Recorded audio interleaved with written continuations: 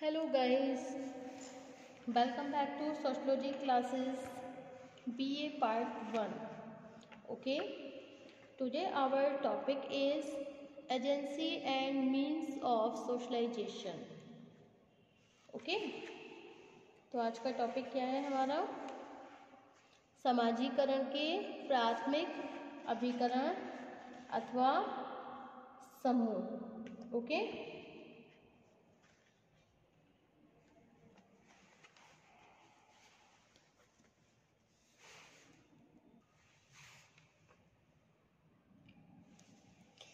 Agency and means of socialisation, समाजीकरण के अभिकरण तथा साधन.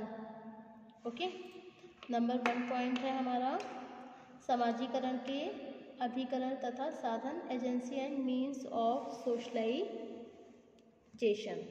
ओके, समाजीकरण के विभिन्न स्तरों को देखने से यह स्पष्ट हो जाता है कि एक लंबी और जटिल प्रक्रिया है ये.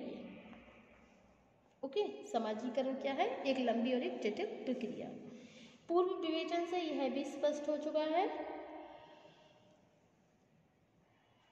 कि समाजीकरण की विभिन्न अवस्थाओं में एक दूसरे से भिन्न बहुत से समूह तथा संस्थाएं सामाजिक सीख की प्रक्रिया में योगदान करते हैं.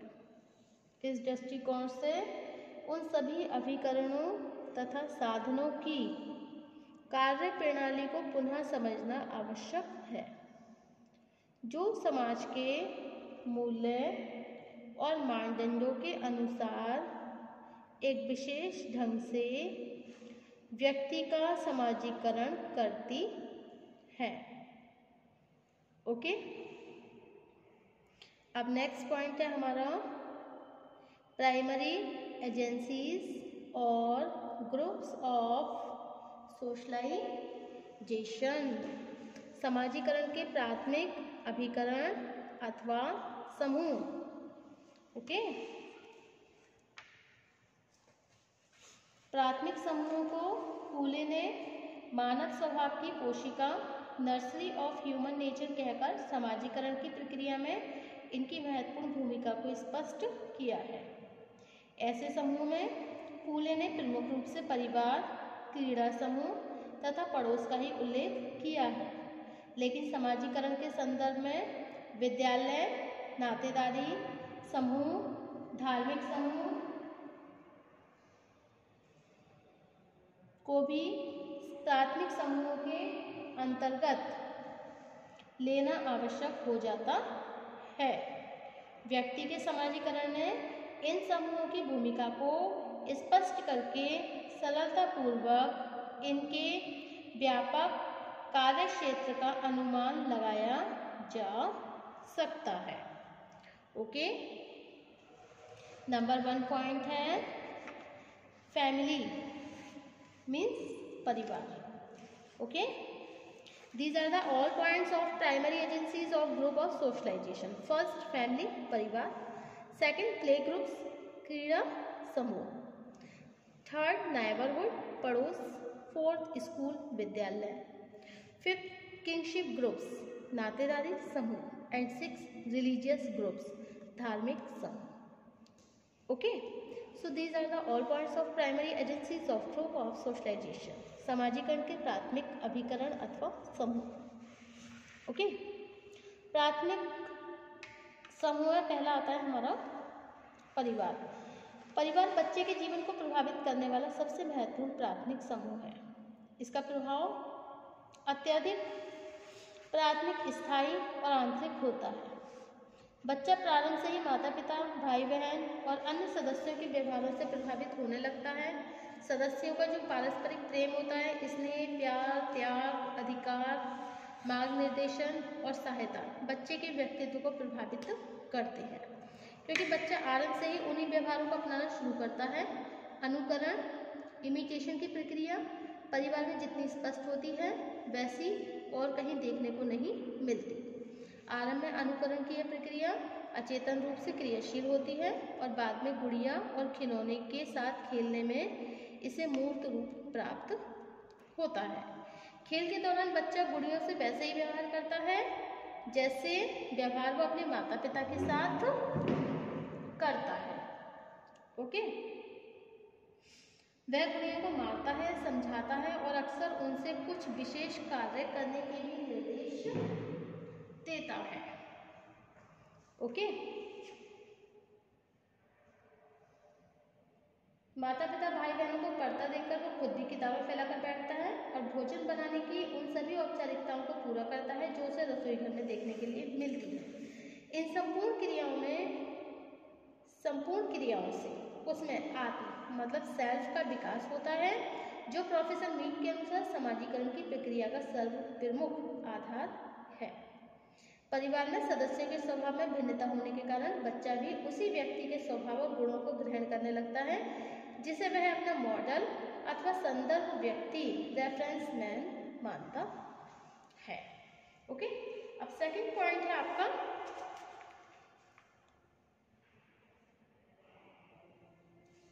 According to Kimball Young handbook of the sociology of the various agents of socialization within society, the family is the most important, and within the family there is no doubt that the mother and father are ordinarily the most significant individuals.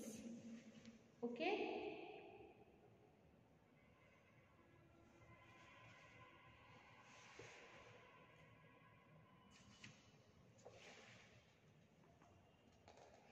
Next है आपका topic क्रीड़ा समूह play groups. परिवार के बाद बच्चे का संपर्क अपने खेल के साथियों से होता है। क्रीड़ा समूह में मिलने वाला पर्यावरण बच्चे से कुछ भिन्न होता है। यहाँ उसे उन बच्चों से अनुकूलन करना पड़ता है जो विभिन्न रुचियों और स्वभाव के और आदतों के होते हैं।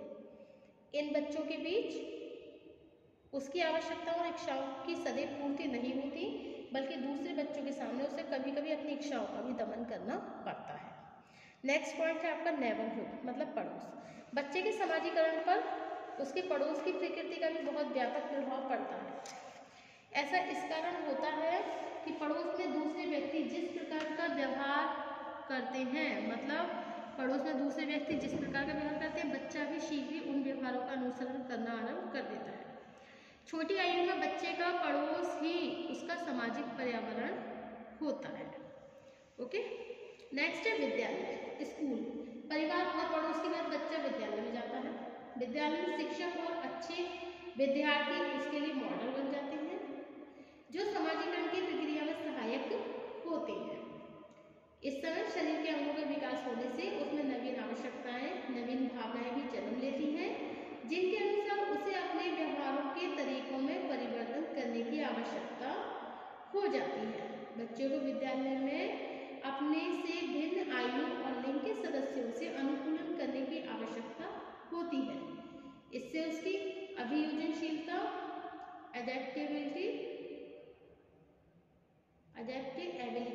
एडेप्टेबिलिटी में भी और अधिक विकास होता है। इस समय बच्चे के परिवार के सदस्य, साथी और पड़ोस के व्यक्ति उससे नवीन व्यवहारों की आशा करने लगते हैं और इन आशाओं के अनुरूप ही किया गया परिवर्तन बच्चे के समाजीकरण का आधार बन जाता है।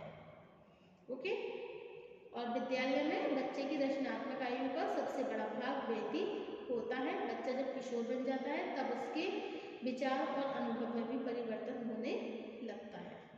इस स्तर पर पुस्तकों का ज्ञान उसके सैद्धांतिक अनुभव और तार्किक बुद्धि को बढ़ाता है। नेक्स्ट पॉइंट है आपका नातेदारी समूह किंगशिप ग्रुप। बच्चे के समाजीकरण में उसकी माता और पिता पक्ष के स्वजनों की भी महत्वपूर्ण भूमिका होती है। एक पितृपक्ष की संस्कृति में जहाँ वह बचपन से अनुकूलन कर रहा होता है, मातृपक्ष की वंश परंपरा में कुछ नवीनता का अनुभव करता है। विवाह के बाद व्यक्ति का एक तीसरे नातेदारी पक्ष से संबंध स्थापित होते हैं जो समाजीकरण की प्रक्रिया का एक महत्वपूर्ण आधार है। नेक्स्ट पॉइंट है रिलीजियस ग्रुप धार्मिक समूह। मैलिनोव्स्की का कथन है कि संसार में मनुष्यों का कोई भी समूह धर्म के बिना नहीं रह सकता, चाहे वो कितना ही जंगली क्यों हो। वास्तविकता यह है कि धार्मिक समूह भी प्राथमिक समूह के ही उदाहरण है जो अपने सदस्यों में अनौपचारिक संबंधों को बढ़ावा देकर उनमें मानवीय गुणों में वृद्धि करने का प्रयत्न करता है। पवित्रता, सच्चाई, न्याय, बंधुत्व और सच्चरित्रता धार्मिक समूह के प्रमुख गुण है। यह सभी गुण समाजीकरण की प्रक्रिया को सरल बनाते हैं। ओके, अब नेक्स्ट पॉइंट है आपका, नेक्स्ट टॉपिक है आपका समाजीकरण के द्वितीयक अभिकरण अथवा समूह, सेकेंडरी एजेंसीज और ग्रुप्स ऑफ सोशलाइजेशन। वर्तमान जटिल समाजों में केवल प्राथमिक समूह व्यक्ति का समाजीकरण करने के लिए पर्याप्त नहीं है, बल्कि व्यक्ति को ऐसे परिवारों में भी ऐसे व्यक्तियों से भी अभियोजन करना पड़ता है जिनका क्षेत्र, धर्म, भाषा, रीति रिवाज, स्वार्थ एक दूसरे से भिन्न होते हैं। आज जैसे जैसे व्यक्ति के सामाजिक संबंधों का क्षेत्र विस्तृत होता जा रहा है, उसके व्यक्तित्व की सफलता भी इस बात पर निर्भर हो रही है कि वो अपने चारों ओर स्वार्थ समूहों में किस प्रकार कितना अनुकूलन कर लेता है। इस प्रकार समाजीकरण की प्रक्रिया में द्वितीयक समूहों की भूमिका का भी कम महत्व नहीं है। ओके, नंबर 1 पॉइंट है इसमें आर्थिक समूह, इकोनॉमिक ग्रुप्स। सेकंड पॉइंट है राजनीतिक समूह, पॉलिटिकल ग्रुप्स। नंबर 3 है सामाजिक समूह, सोशल ग्रुप्स। नंबर 4 सांस्कृतिक समूह, कल्चरल ग्रुप्स। ओके, उपयुक्त विवेचन से स्पष्ट होता है कि विभिन्न प्राथमिक और द्वितीयक समूहों के बीच व्यक्ति के समाजीकरण की प्रक्रिया जीवन पर्यंत चलती रहती है। इतना आवश्यक है कि जीवन के आरंभिक स्तर पर बच्चा प्राथमिक समूहों से जितना अनुकूलन कर लेता है, बाद में द्वितीयक समूहों से भी अनुकूलन करना उतना ही सरल हो जाता है।